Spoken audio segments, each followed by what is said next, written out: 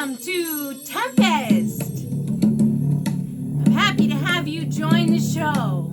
All the magic.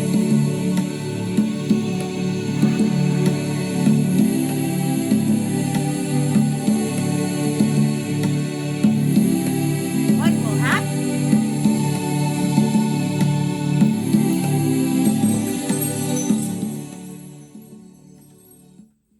I wanted to give you a short summary of my vision of the story of Tempest. Now, every time a new person tells a story, they change it a little bit.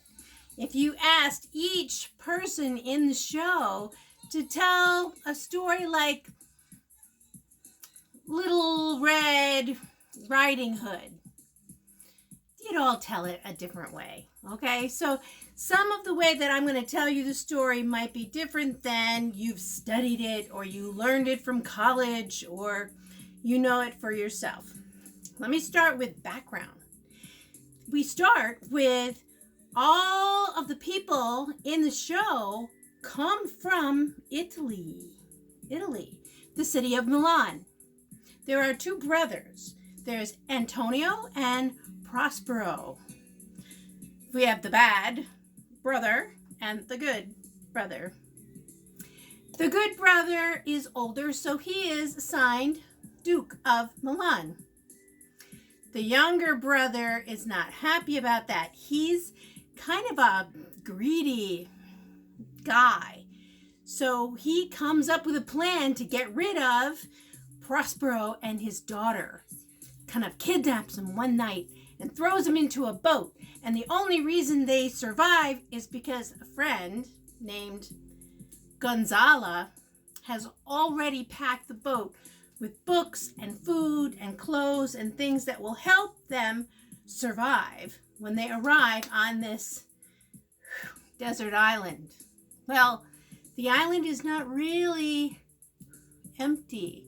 It's full of spirits.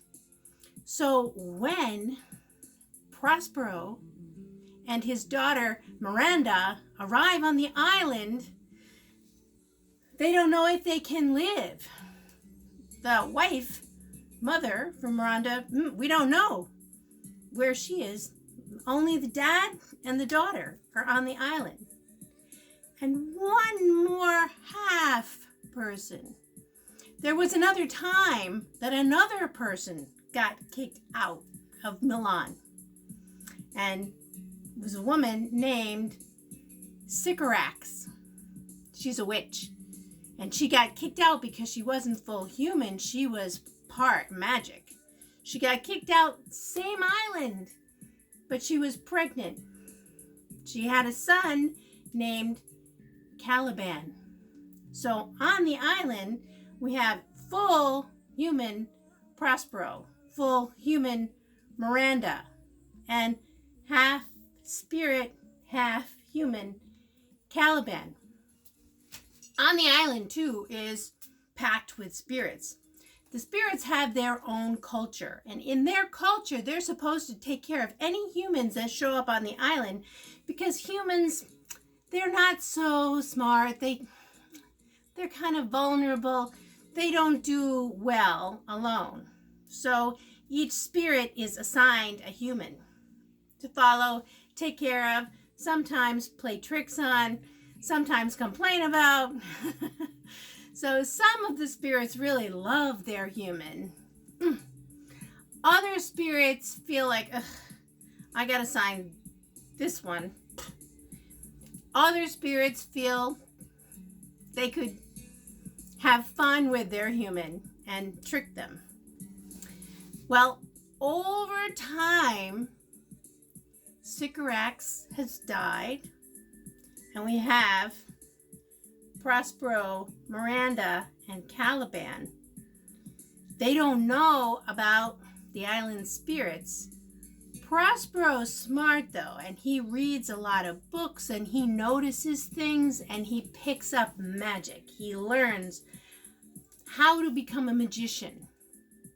And he's very, very upset about being thrown out of Milan. And he feels bad for his daughter because she has to grow up alone. She's never seen another human. So he comes up with a plan for revenge. And it happens. 12 years they're on the island.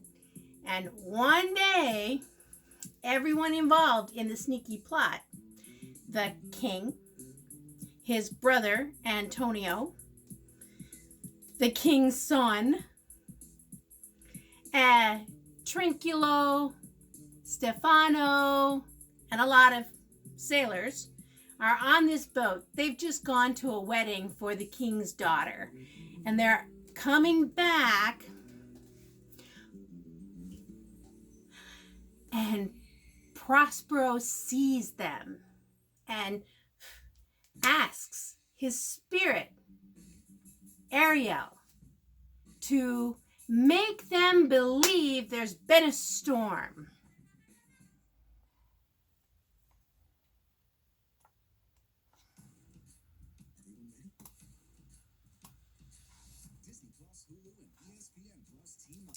Sorry, I have to get rid of that. Okay, so they believe that there's a storm, and the ship gets pulled in. Ariel is a wonderful spirit, full spirit. No human can fly, can dive, can swim, can do whatever Ariel wants. So Ariel goes on the boat and makes them believe there's been a storm and a shipwreck, and all the people jump off, screaming, freaking out, and they all arrive on the island. Ariel puts the king's son, Ferdinand, in one place. Then Trinculo and Stefano are in another place. And his brother, the king, Gonzalo, Stefano, all of the royals are in a third place on the island. What happens then is Prospero asks Ariel to help continue with the plan. Ariel doesn't want to. Ariel feels like, I've been serving you, supporting you for 12 years. I want my freedom. But Prospero says, no, you need to finish. You need to help me with one more plan before I'll release you. So Ariel's a little grouchy about that. But Ariel also loves to play tricks and enjoy magic. So Ariel goes ahead. Why? Prospero saved Ariel. In the past, she made the witch mad, and the witch put her in a tree, and she was stuck there until Prospero was able to free her. And now Ariel has become like a servant. In the process, they put Ferdinand and Miranda together, and little romance happens there. Trinculo and Stefano enjoy the island. They've hidden whiskey. They get very drunk. They meet Caliban, and the three of them become really good friends. Caliban is finally able to kind of show off his magic skills because he is half spirit. He has magic in him. He hasn't used it often. Then you have the group of royals, and in that you have Antonio, who's mad. You have his good friend Sebastiana, and the two of them are like, if we kill the king, maybe we can take over Milan because he's too far away from his daughter. The daughter can't take over. And they think his son, Ferdinand, died in the shipwreck. All of that doesn't work. Prospero controls them all. He has confrontation. He's mad about the situation. Antonio has to apologize. The king has to forgive, and they have a huge party to celebrate that. The king allows everyone to go back to Italy, to Milan, and the end of the play is a happy one. There's a lot of different ways to tell that story, and we'll analyze the characters the next time I talk with you, so you can understand why are there two, a spirit and a human, and how will that work? I'll explain that a little more the next time I talk with you. Now, the first thing we do when you build a character, same as life, is breathe. So I'm going to ask you to breathe with me now. Pull in positive energy and let go of negative.